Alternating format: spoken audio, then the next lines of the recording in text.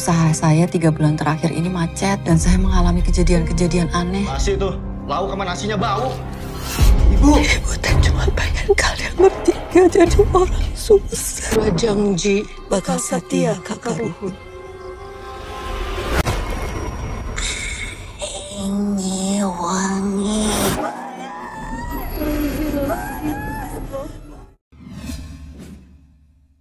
Hai guys, balik lagi di YouTube channel aku. Apa kabar nih?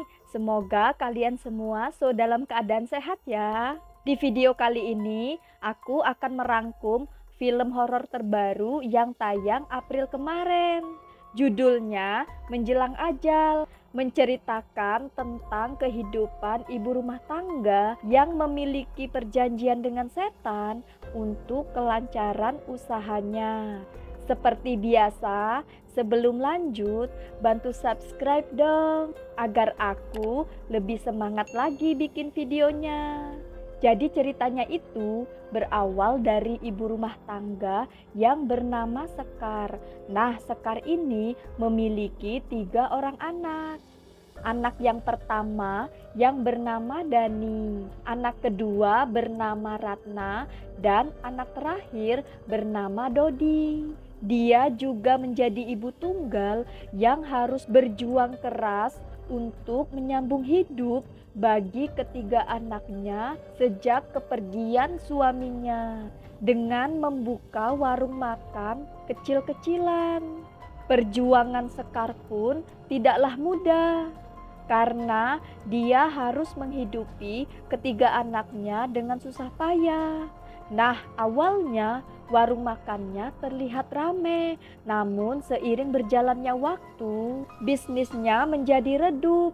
Warung makan yang tadinya ramai berubah jadi sepi karena sudah tidak ada pendapatan lagi dari warungnya, sedangkan mereka harus bertahan hidup. Nah, demi menghidupi keluarganya tersebut, Sekar mendatangi dukun yang bernama Ma Ambar untuk memasang penglaris di warungnya. Dengan bantuan Ma Ambar, Sekar melakukan berbagai macam ritual, seperti mandi kembang dan mengucap mantra tertentu, serta bersumpah untuk mengikuti perintah leluhur.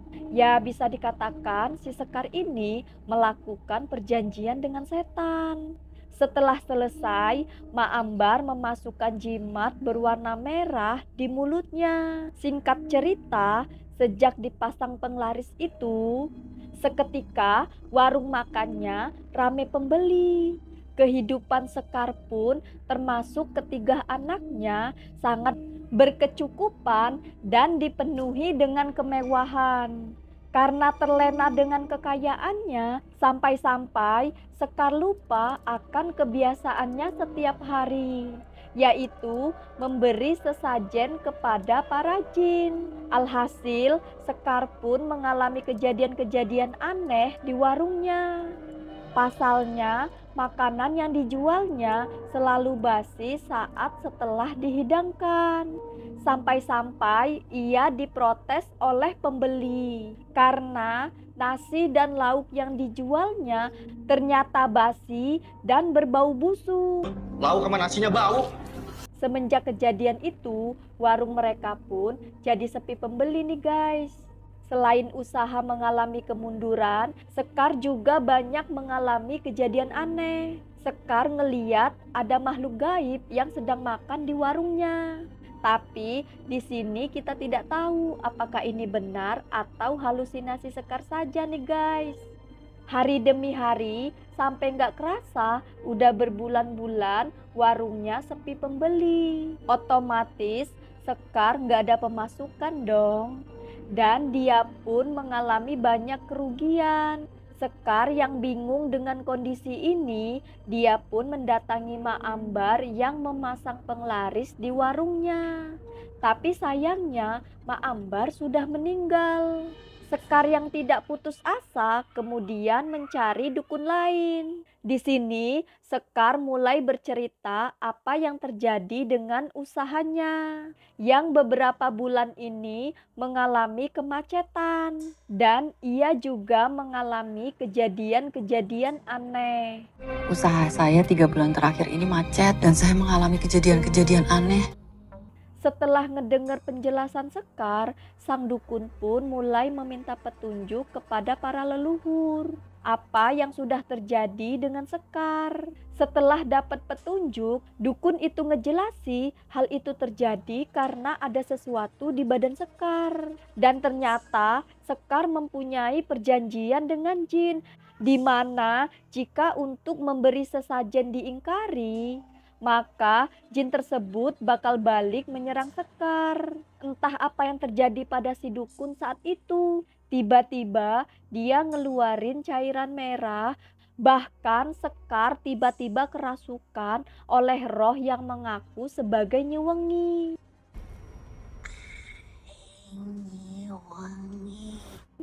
Semenjak kejadian itu, kekuatan goib yang biasa membantunya mulai menuntut sesuatu yang lebih mengerikan. Hingga dia pun harus kerasukan setiap malam. Bahkan mukanya dipenuhi dengan luka yang menjijikkan. Nah, demi kesembuhan sang ibu, ketiga anaknya berusaha untuk mengobati sang ibu. Mereka melakukan berbagai cara seperti mengadakan pengajian di rumah dan lain sebagainya. Saat pengajian berlangsung, tiba-tiba hal mengerikan terjadi.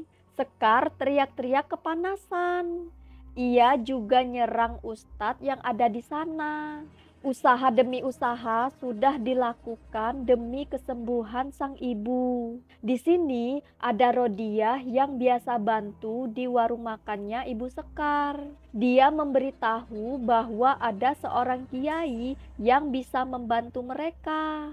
Akhirnya Sekar dibawa ke rumah kiai tersebut untuk diobati nih guys. Setelah sampai di sana, kiai pun bilang bahwa mereka harus segera ngeluarin jin dan jimat yang ada di dalam tubuhnya Sekar. Tapi saat akan dilakukan, tiba-tiba Sekar kerasukan oleh sosok Nyi Wengi. Nyi Wengi ngingetin Pak Kiai agar tidak ikut campur dengan urusannya. Ternyata usaha mereka untuk ngebuat ibunya sembuh membuat nyawa mereka terancam. Bahkan Sekar mulai nyakiti dirinya sendiri guys. Sekar mengalami siksaan pedih sebelum ajalnya karena dosa-dosanya yang telah bersekutu dengan jin. Makanya ya guys, pengen cepet kaya tapi dengan cara yang instan. Nah, gimana nih guys ceritanya? Semoga jadi pelajaran untuk kita semua. Sampai ketemu lagi di video aku selanjutnya. Bye-bye.